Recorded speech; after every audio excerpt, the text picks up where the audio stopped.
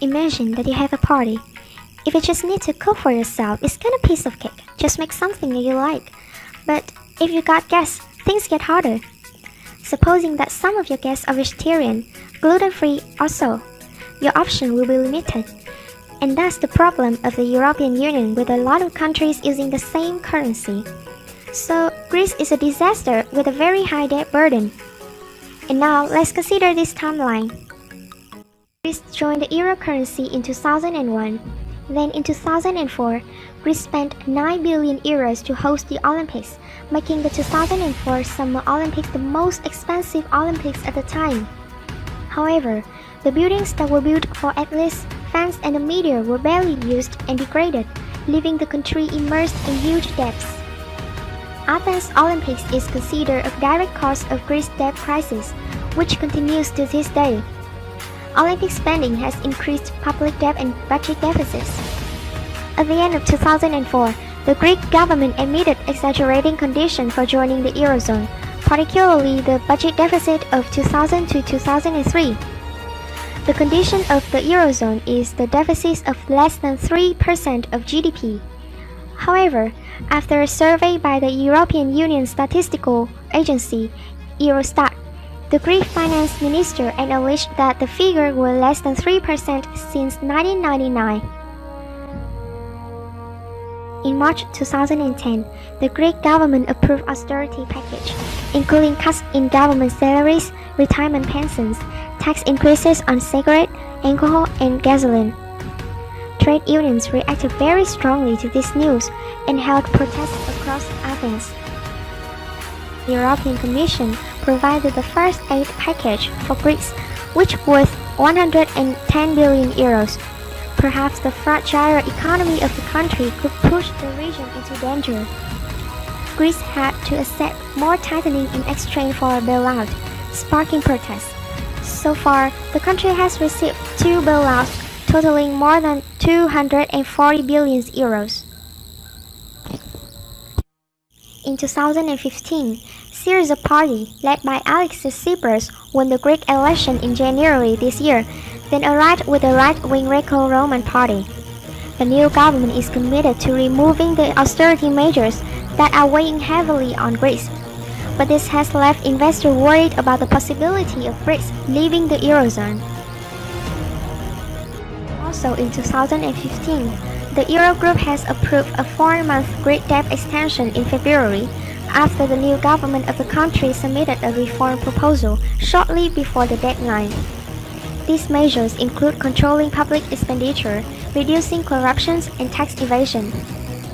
Greece is then required to pay for different creditors during the period from April to June 2015. However, no deadline is met. Concerned that the banking system was collapsing, people in this country rushed to withdraw money. Earlier this week, the Greek government had to take measures to control capital, close the bank, stock market, restrict cash withdrawal from ATMs and foreign transactions. Soon after, in July the 20th of 2015, the International Monetary Fund has announced that Greece has escaped the risk of insolvency after paying the debt of 2 billion euros that Athens had missed the deadline.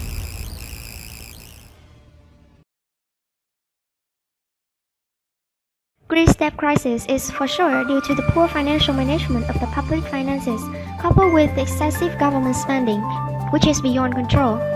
But let's consider these 4 following major causes as well. First, low domestic savings lead to the external borrowing from public spending. In the 1990s, the average Greek savings rate was only 11%, much lower than the 20% of countries like Portugal, Italy, and Spain, and tended to fall sharply. Thus, domestic investments is heavily dependent on external capital inflows. Second, high public expenditure leads to the budget deficit. Greece's GDP growth has been praised with an average annual growth rate of 4.3% from the 2001 to 2007, compared to the euro area average of 3.1%. However, at this stage, government spending increased by 87% while the government revenue increased by only 31%, resulting in the budget deficit that exceeded in the EU's 3% GDP. Third, lack of transparency and trust of investors. The public debt crisis of Greece is due to the government's lack of transparency of data, trying to draw a rosy picture of the budget status of forthcoming policy to overcome the budget's constraints or problems. Finally, declining revenues are also factors leading to budget deficits and increased public debt. Tax evasions and underground economic activities in Greece are factors that reduce budget revenues. According to the World Bank, the informal economy in Greece accounts for 25 to 30% of GDP, compared to 15.6% of Vietnam's GDP and 13.1% of China's and Singapore's GDP. The high tax rate and the complexity of tax system, together with the excess and ineffective regulations of regulators, have led to the tax evasions and the development of the underground economy in Greece. Moreover, according to Transparency International, Greece has one of the highest levels of corruption in the EU. In 2008, more than 13% of Greeks spent up to 750 million euros in the envelope for public and private sectors leaders. Besides Greece, there is another country that has a very high debt, but the situation is completely different. Although Japan is the third largest economy in the world, its debt to GDP ratio is at the top of the world. Similarity to almost all countries, Japanese public debt consists of government-issued bonds, short-term loans, and securities to finance budget deficits. GDP growth in Japan in recent years is quite low, about 1.37% in 2015, 0.94% in 2016, and 1.71% in 2017. In addition, Japan's sovereign debt per GDP ratio was also at a high rate. According to the Ministry of Finance, Japan's public debt rose from 218.8% in 2013 to 233% in 2017. Japanese economy is facing to a variety of issues like economic growth is low, public debt is rising, the yen continues to depreciate, and the trade deficit pressure. The Ministry of Japanese Finance reported that Japan's public debt has risen to a record high of more than 1 trillion yen, 1,071.56 trillion yen to be precise, or $9.4 trillion in fiscal year 2016 ending in the last March. Of the total outstanding debt, government debt stood at 934.90 trillion yen.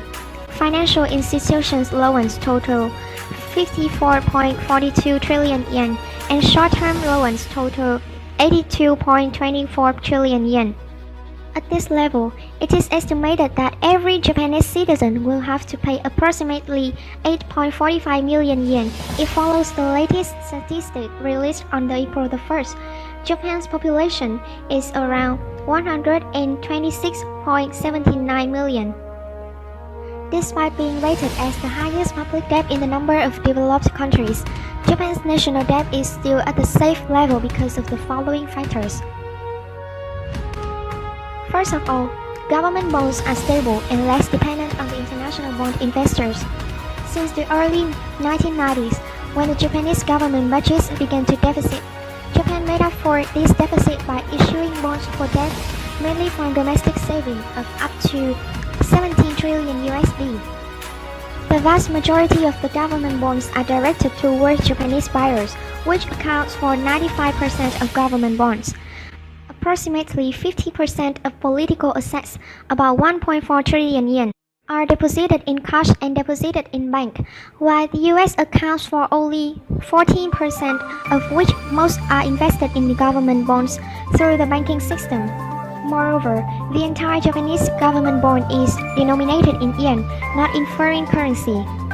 Thus, the Bank of Japan became the effective guarantor of all Japanese government debt. In the case of a sell-off on the Japanese government bond market, Bank of Japan may intervene and buy all bonds by printing more money. The ability to monetize Bank of Japan debt is unlimited. Secondly, because interest rates are low, the cost of debt is much lower than other countries. This is partly due to Japan's monetary policy. The Bank of Japan reduced the official cash rate to 0.1% from the end of the 2008 to cope with the crisis. Even before the global financial economic crisis, in order to stimulate demand, the Bank of Japan has kept the official cash rate at zero or nearly 0% for many years. Over the past 10 years, Japan's official cash rate has never exceeded 0.5%, a very low level compared to most countries. Lastly, the incremental capital output ratio in Japan is effective and the foreign currency reserves are great. Although Japan's public debt ratio is more than 200% of GDP, the incremental capital output ratio is only 3.0, so the ability to return debt is not too difficult. In addition, Japan's foreign reserves are also very high. According to the Ministry of Finance of Japan, Japan's national reserve is $1,046.873 billion in May 2011. So how about our country, Vietnam? In the current context of the economy, Vietnam's public debt is at an alarming rate and has a tendency of increasing. In 2018, it is estimated that each Vietnamese citizen must share with the public debt of an amount of approximately more than 22 million Vietnam dong. Over the past 5 years, Vietnam is in top countries, has the fastest increasing ratio of public debt to GDP by 10%, from 51.7% in 2010 to 61% in 2015, despite a dramatically rise in economic growth. The growth rate of Vietnam is as 3 times as the growth rate of GDP. As reported, in 2017, reimbursement loan is up to 95,000 billion, and public debt burden is rising. Every 3 months, Vietnam pays public debt including principal and interest of approximately 25 trillion Vietnam dong, approximately $1 billion.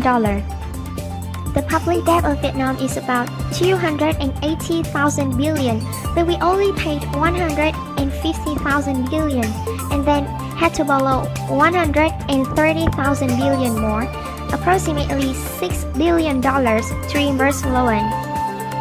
According to an International Monetary Fund forecast, it will be about 63.3% and 64.3% in 2017 and 2018 respectively, while the public debt ceiling is set by the government at 65% of GDP for 2020.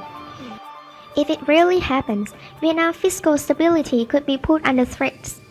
In order to deal with the increasing continuously debt, Vietnamese government unfortunately have to raise various of taxes as the state's income depends largely on tax revenues, print more money to stabilize the market.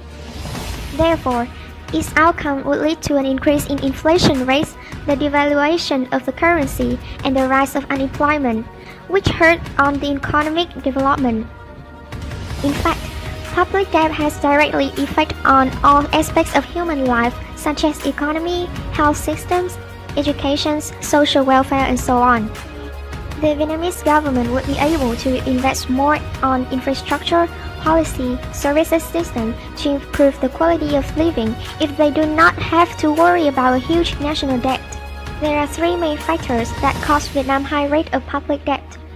First and foremost, massive investment is a major factor which is regarded as the root of public debt. The expenditure for roads, bridges, and other infrastructures built and expanded are taken from the state budgets, which has been borrowed from domestic and foreign credit institutions. According to the statistic, road construction costs about $20 million per kilometer, while it requires to be repaired or rebuilt within 2 years afterward. Similarly, Vietnam recently wasted a large amount of money on building useless statues. With such unreasonable costs, the rate of public debt in Vietnam will increase rapidly. In addition, state-owned enterprises have been operated ineffectively, costing state has to bear their losing money. In reality, there are 12 investment projects that are not effective and need to be handled by the Ministry of Industry and Trade. The Ministry of Finance reports that 72 other investment projects of state-owned enterprises are not feasible and are likely to suffer losses. This has increased the pressure on the public debt burden on the government. Secondly, the lack of transparency in use of loans plays an important role in leading increasing public debt. Vietnam has a variety of projects which raise capital higher than it was calculated before. For instance, in 2008, the Gatling Hà Đông Railway project was launched with a total investment of $552 million. By 2016, the total adjusted capital increased to $868 million, up more than 1.5 times the initial capital, including $669 million in Chinese loans, which we have to pay $1.2 billion per day for the interest. Honestly speaking, this project is not an effective investment. Unfortunately, most of Vietnam's public investment are suffer from a slow progress for 3 to 4 times as much higher price than expected. Whether capital was actually invested in the right directions and leader really put the national interest first, when so many projects lost money, delayed, changed many new contractors to be completed. Another factor is corruption. There are a number of inadequacies in budget that exacerbate the public debt. In the period of 2011 to 2016, 50 provinces received balance subsidies from the central, but used ineffective local budget revenues. The lack of strict monitoring mechanism and strict sanctions as well make the state budget loose. Although subsidies are not counted as local government debt, subsidizing local government increases the burden of the budget, as well as increasing public debt. Additionally, in government spending, current expenditure accounted for 71%, debt payments account for 24.5%, the remaining 4.5% of total budget for investment. According to the forecast of socio-economic development of Vietnam, until 2020, we still have to borrow to cover the investment gap. So what should we do to avoid debt crisis and remain safe? Here are some policy recommendations.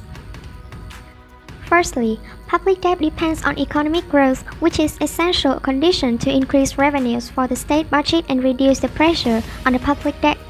To do so, it is necessary to renovate the economic model, improve the organizational apparatus of state agency, and invest in key areas to avoid losses. State-owned enterprises operate less effectively than private enterprises. State-owned enterprises that suffer loss cause many negative impacts on the state capital-losing economy. The dependence of the state-owned enterprises should be reduced so that the enterprises operate independently and compete fairly with the private enterprises and the foreign enterprises. Only then will it improve the competitiveness of the state-owned enterprises. Secondly, public debt in Vietnam depends on the effectiveness of business performance of state-owned enterprises.